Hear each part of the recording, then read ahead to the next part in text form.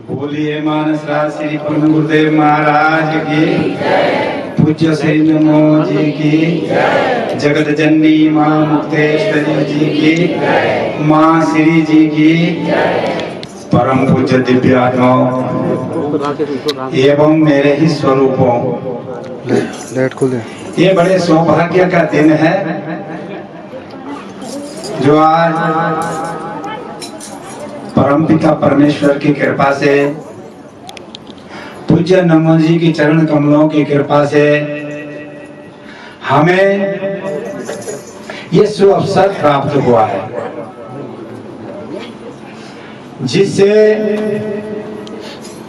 मनुष्य इस दुनिया में तो आए हैं, लेकिन किस लिए आए हैं, क्या करने आए हैं, क्या मनुष्य का उद्देश्य है, इस जन्म का उद्देश्य है, इस जगत में आने का विशेष उद्देश्य क्या है, उसको जानने के लिए एक सत्संग ही माध्यम है।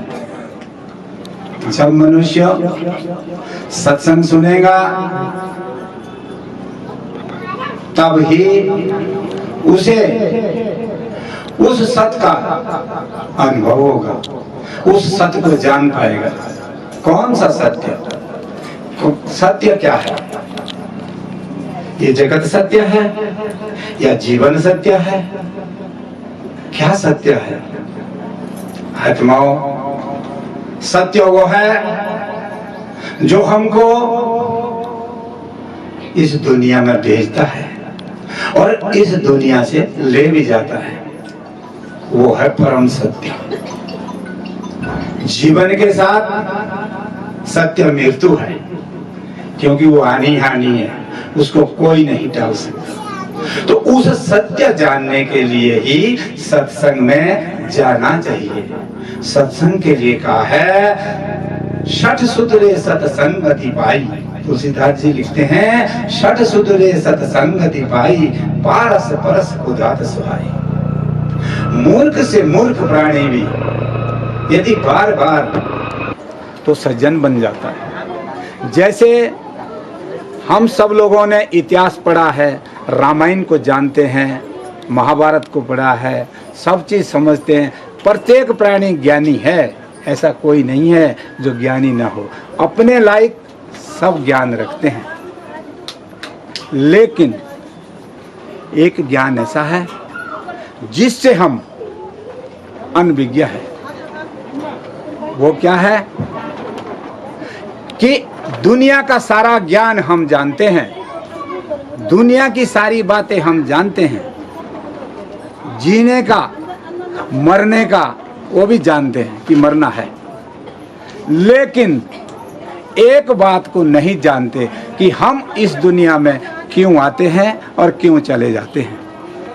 अपने को नहीं जानते, बाकी सब कुछ जानते हैं कि हम कौन हैं, कहां से आते हैं, कहां जाते हैं। ये बार बार जन्मना और बार बार मरना, ये क्या है? ये क्या लीला है उस मालिक की, जो हम कई जन्मों से भटक रहे हैं, कई जन्मों से जी रहे हैं।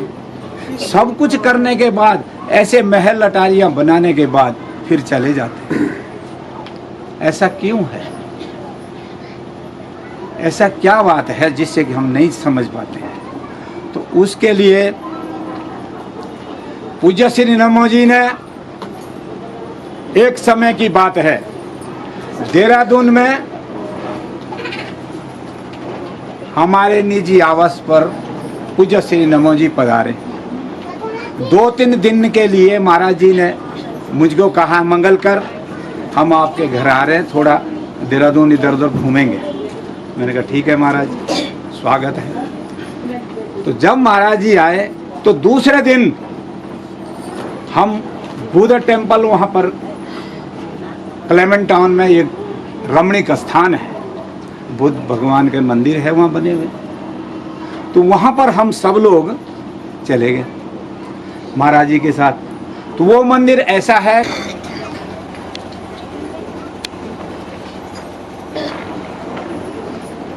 पूज्य श्री नमो जी ने कहा कि मैंने कहा महाराज जी मुझे तो यार पता नहीं है कि ये क्या है, मैं तो जानता नहीं हूँ, मैं तो अज्ञानी आदमी हूँ, पर इसको विस्तार से बताएंगे, बड़ी मेहरबानी होगी मेरे मालिक, मेरे ऊपर कृपा करके ये बता दीजिए कि अभाव का कारण क्या है। क्या बताया है बुद्ध भगवान कि उन्होंने ये कहा है, ये जो दुनिया, बुद्ध भगवान का संदेश है कि ये संसार है नहीं है ही नहीं, यानी कि ये संसार है नहीं है। हम, मैंने कहा महाराज जी तो जब नहीं है तो ये सब कुछ क्या दिख रहा है कि ये ब्रह्म संसार अपने आप में स्थित है, और ये संसार तो में भास रहा है, ये एक स्वप्न है। हर महापुरुषों ने वेदों में, शास्त्रों में, इतिहास में लिखा है कि जगत मिथ्या, यानी जगत स्वप्न, और हम इस स्वप्न में विचर रहे हैं।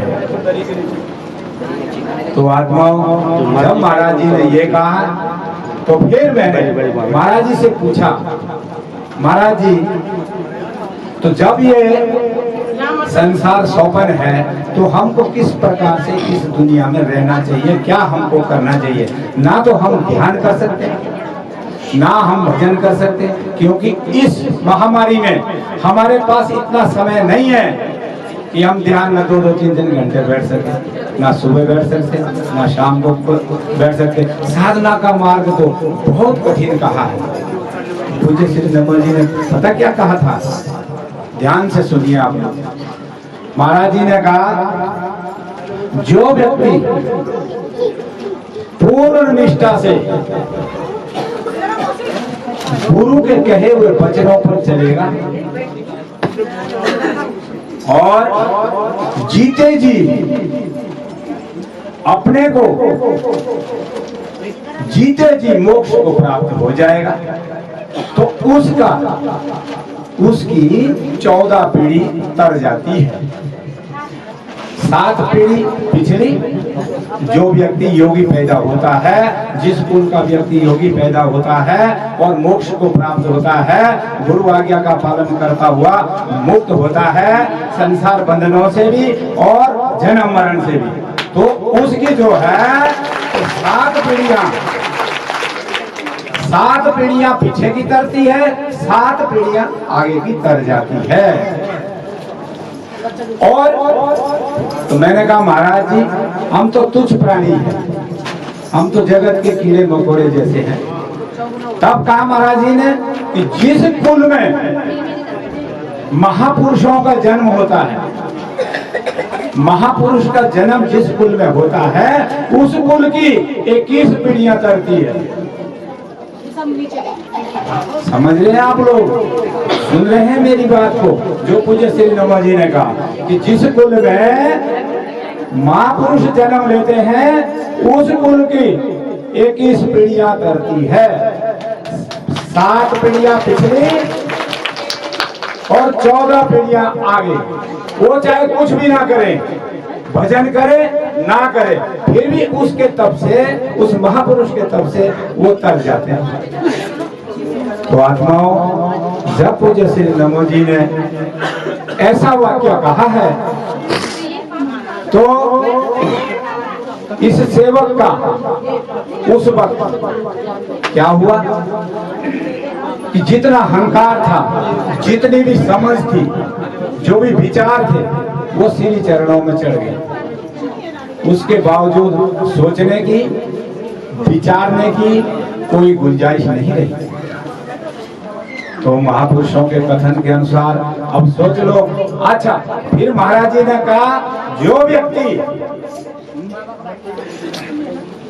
गुरु के बताए मार्ग पर नहीं चलता है, उपदेश लेकर के गुरु का शिष्य बनने के बाद किसी प्रकार का गुरुकुल से और गुरु से विद्रोह करता है, उसकी 14 पीढ़ी डूब जाती है। 7 पीढ़ी पिछड़ी, 7 पीढ़ी आगे की डूबती है। उस व्यक्ति की, जो व्यक्ति गुरुकुल की निंदा करता है और गुरु के आज्ञा के अनुसार नहीं चलता है, मोक्ष तो कहाँ रहा, लेकिन उसको नरक भी नसीब नहीं होता है। तो आत्माओं, ऐसा पूज्य श्री नमोजी ने इस सेवक से कहा। महापुरुषों ने हमको बार बार ये संदेश दिया है, बार बार इतिहास रचा है कि मनुष्य को इस जन्म में आके क्या करना चाहिए, अपना कल्याण करना चाहिए, या ये हीरे जैसा जन्म को, क्या कहा गया है, मनुष्य का जो जन्म होता है वो ऐसा है जैसा मनुष्य का जन्म हीरा है, तो इस हीरे को एक कौड़ी के बदले गंवा दे तो हमसे मूर्ख दुनिया में कोई नहीं होगा। जो हमको हीरा मिल करके हमने जो है तो इसको कौड़ी के बदले गंवा दिया। इस संसार की चकाचौंध में, इस संसार के विवेक को पूज्य श्री नमोजी कहते थे, हे जगत के लोगों, तुम कहाँ सोए हो, आओ जाग जाओ और अपने को गुरु शरण में समर्पित कर दो। और जब गुरु चरणों में समर्पित हो जाते हैं तो उसके बाद क्या कहा, देखो आत्माओं, जब हमें ज्ञान मिलता है उस वक्त हम क्या करते हैं, तन मन धन और सिर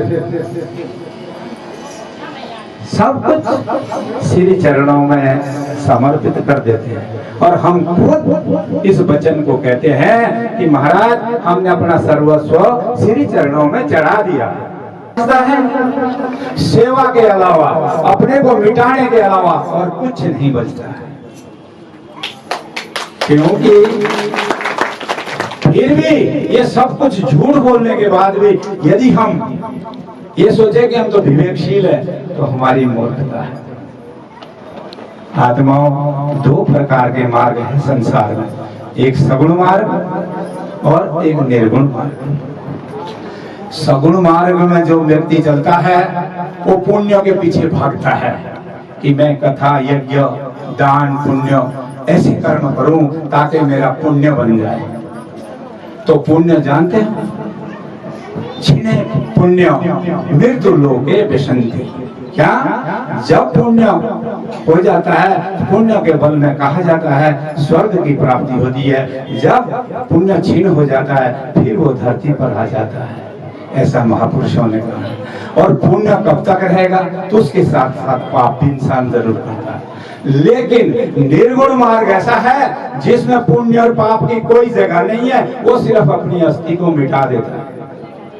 उसको कहते हैं निर्गुण मार्ग। मिटा दे अपनी हस्ती मर्तबा, बोले गुलजार बता कि जो व्यक्ति अपनी हस्ती श्री चरणों में चढ़ा दे, हे गुरुदेव, ना मेरे पास सोचने का विषय, ना मेरे पास विवेक है, ना मेरे पास बुद्धि है, ना मैं ज्ञानवान हूँ, मैं कुछ नहीं हूँ, सिर्फ हूँ तो आपके चरणों का सेवक हूँ।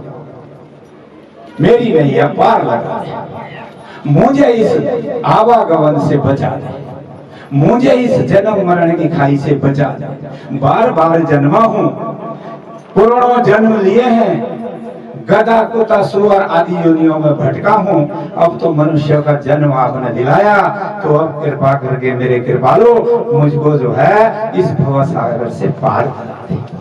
तो ऐसा ही होना चाहिए साधक। अगर हमारे पास प्रश्न और उत्तर कई प्रकार के झंझट खड़े हैं, तो ना तो हमने सिर चढ़ाया है, ना हमने बुद्धि चढ़ाई है, ना हमने तन चढ़ाया है, ना हमने मन चढ़ाया है। हम जहाँ जिस पायदान में, देखो फर्स्ट पायदान सत्संग में आने का क्या है, उस वक्त इंसान संसारी ढंग से जीता है, संसारी ढंग से कर्म करता है। जब गुरु शरणों में जाता है तो कोशिश करता है कि हे मेरे मालिक, मेरे अवगुण धीरे धीरे धीरे धीरे खत्म होते जाएं और मेरे अंदर सद्गुण आते रहे, आने शुरू हो जाए। तो सद्गुण आने से उसका आचार विचार व्यवहार सब कुछ बदल जाता है। सर्वप्रथम बदलता है, अहंकार नष्ट हो जाता है, वो कभी भी अहंकारित बात नहीं करता। दूसरा, उसका दूसरों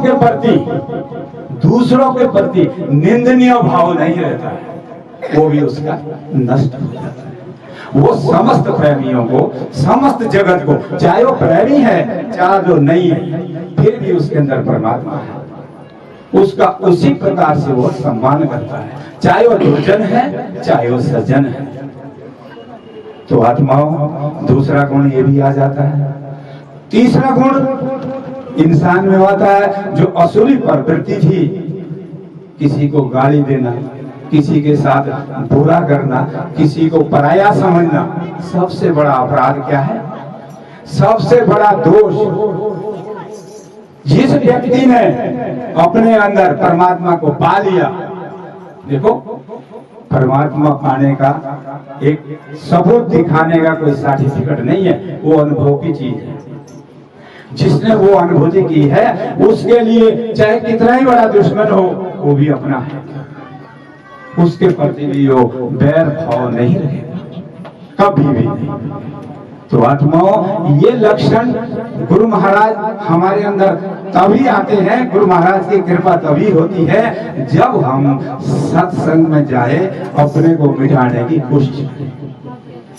अगर हम ज्यों के त्यों बने रहेंगे तो हम अभी फर्स्ट पायदान में हैं, जहाँ से शुरू हुए थे सत्संग के लिए। अभी चाहे वो 20 साल पुराना सत्संगी है, चाहे हमारा 10 साल पुराना है, चाहे वो 30 साल पुराना है, अगर उसके पास मिटने की कला नहीं है तो उसके पास कोई कला नहीं है, वो अनुभव जानता ही नहीं, परमात्मा का वो जानता ही नहीं है, वो परमात्मा से कोसों दूर है। क्योंकि गुरु महाराज ने जिस दिन मेरे मालिक ने देह त्यागी थी ऋषिकेश में, उस दिन हम सब लोग खड़े थे। हमने पूछा, पूज्य श्री नमो जी कुछ तो बताओ, आपने तो जाने का निर्णय ले लिया, लेकिन हमें बताओ। तो पूज्य श्री नमो जी ने क्या कहा था, क्या बताना, तुमको सब कुछ दे रखा, फिर भी अगर तुम्हारे अंदर इतनी क्षमता हो, समझ सको, देख सको, इतना ही कहा महाराज जी, देख सको तो मुझको सब में देखना। तो देखो कितनी बड़ी बात कही है। सारे प्रश्नों का एक ही बात बता दी, एक ही चीज उदाहरण दिया है कि अगर तुमने देख सको तो, देख सकने का मतलब जैसे हम अज्ञानी लोग, क्योंकि हम तो कईयों बातों में आ जाते हैं, किसी के बखातों लग जाते हैं, जो भी दो बात अच्छी सुनाएगा हम सोचते हैं यही सत्य है, ये नहीं जानते। मेरे मालिक ने कहा है कि अगर तुम देख सको तो सब में मेरे को देखना, मैं सबके अंदर विद्यमान हूं। तो उन्होंने कैसी आज्ञा दी थी। तो आत्माओं, अगर हम लोगों ने ऐसी आज्ञा का पालन किया तो अवश्य मोक्ष की प्राप्ति होगी। अब रहा सवाल, तो आत्माओं, सत्संग करने का मकसद यही होता है। हमारे बड़े बड़े एक इंसान की यह चाह है कि मैं बड़े से बड़ा आदमी बनूं, धन से बड़ा बन सकता है, योग्यता से बड़ा बन सकता है, पद गौरव पा सकता है। हमारे उदाहरण की बात है, ये हमारे प्रधानमंत्री जी हुए, भूतपूर्व प्रधानमंत्री जी मोरारजी देसाई जी, उनकी पत्रिका आई उस वक्त जब वो प्रधानमंत्री नहीं थे, उपदेश के लिए रमन महर्षि के आश्रम में गए थे, तब उन्होंने एक पत्रिका लिखी थी।